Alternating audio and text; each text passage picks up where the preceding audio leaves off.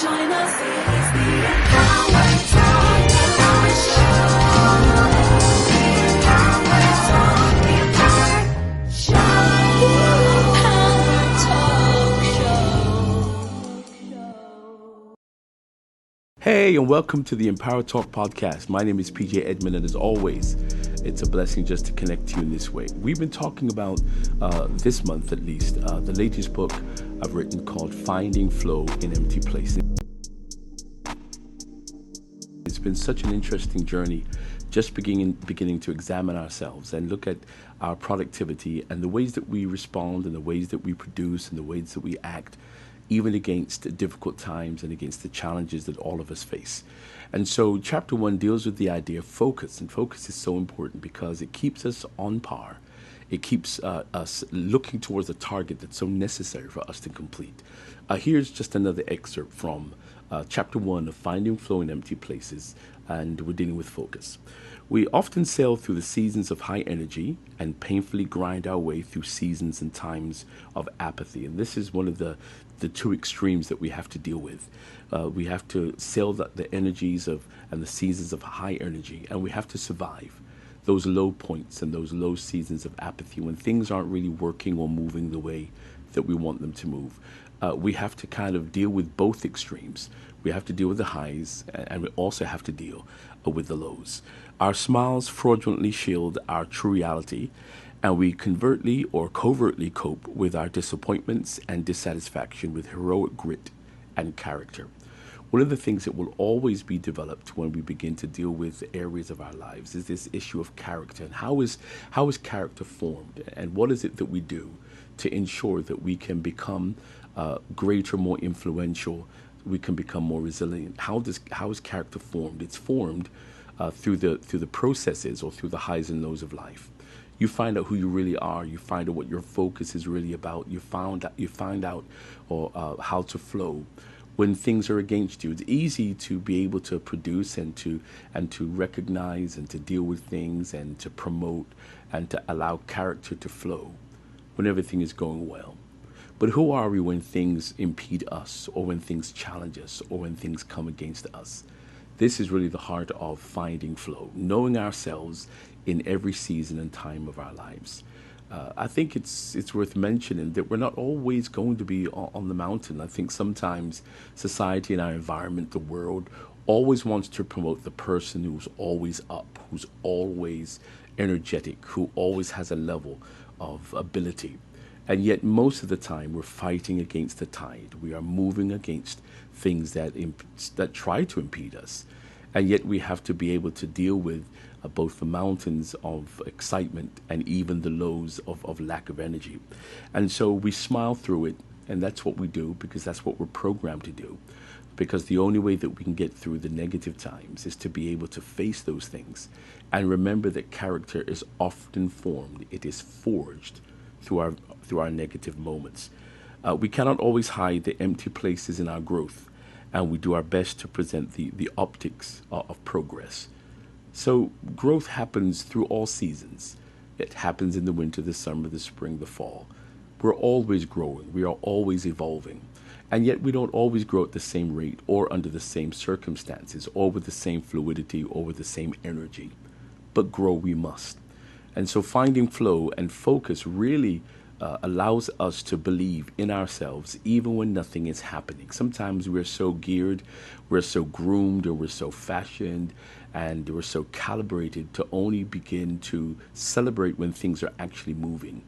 When it's the survival of the low points, it's the survival of those non-existent days, those non-productive days, that really help to form who we are, and it helps to form the character that we really have. And so sometimes the optics are there, we look well, and we look positive. But the truth behind all of this is that there are seasons when we don't feel as positive and as progressive as we should.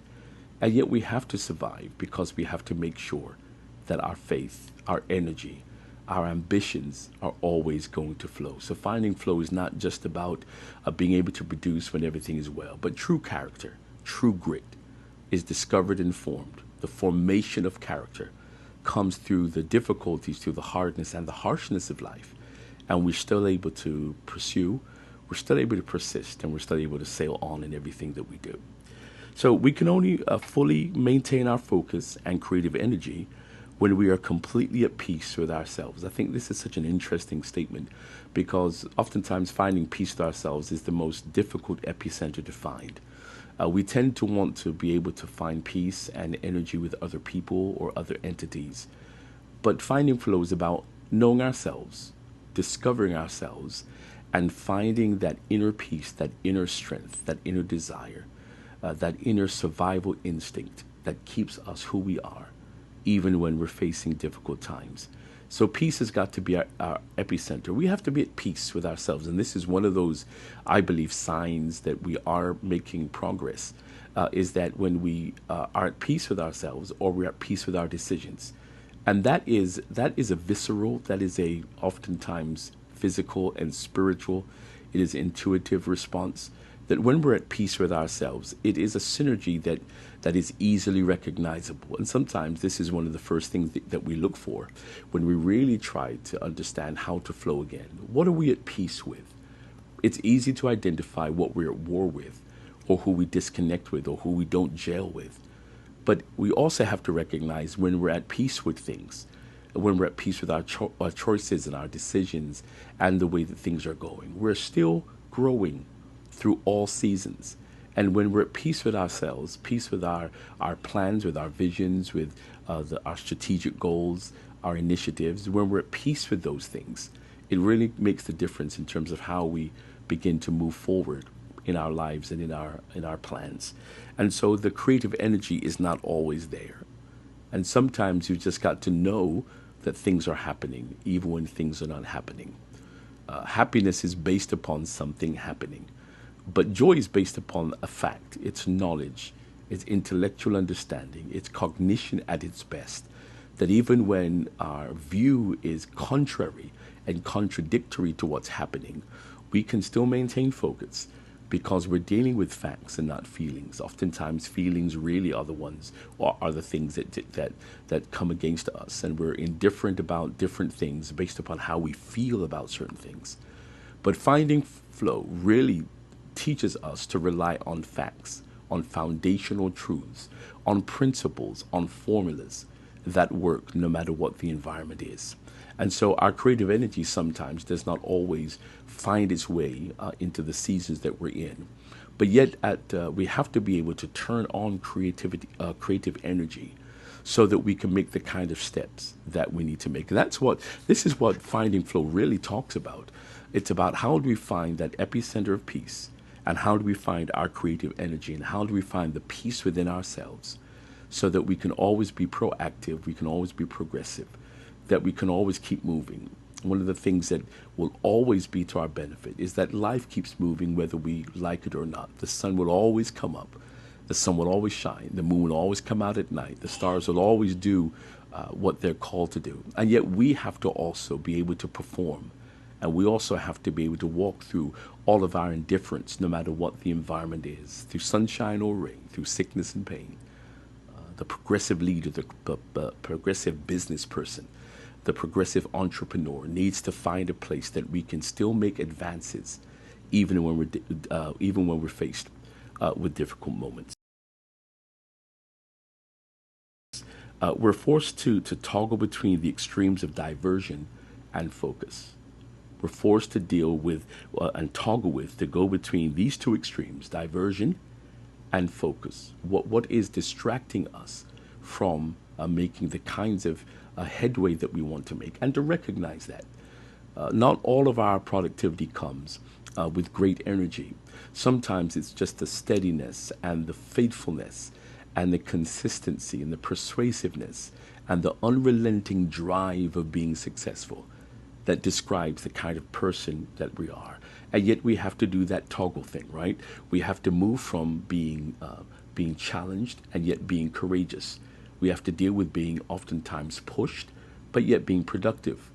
And there are those extremes that we all have to deal with in very significant ways. And we have to deal with the pendulum swing of going from one level of energy to another. And this is what finding flow, I believe, in chapter one absolutely deals with, is how do we maintain our focus even when sometimes we lose our way and we're lost in our thinking, but we cannot be lost in our direction.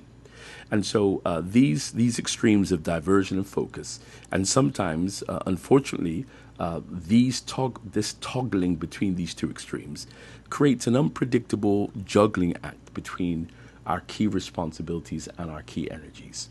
And so my challenge and my encouragement, my enlightenment, and my inspiration to you for this episode of the Empower Talk podcast is to simply stay focused, to recognize that even when things are not happening as fluidly and as hurriedly and as quickly as we want them to happen, we are still becoming the person that we are based upon the environment that we're in.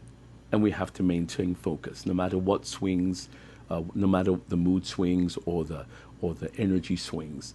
We have to stay resilient and we have to stay focused, and we have to keep the main thing in front of us. Destiny is always drawing us that no matter what we go through and no matter what we engage, our destiny, the destination does not change. The route to get to the destination might change.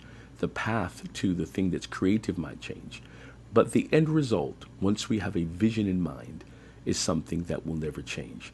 And so as leaders, as people of understanding, as people of inspiration, let's draw on this focus issue.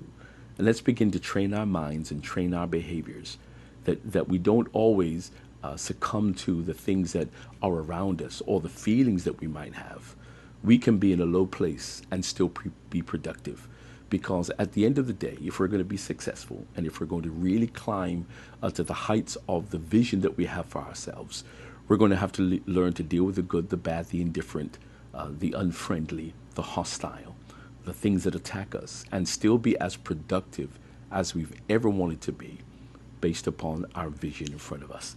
So let's continue to sail through those seasons. You have to sail through those seasons.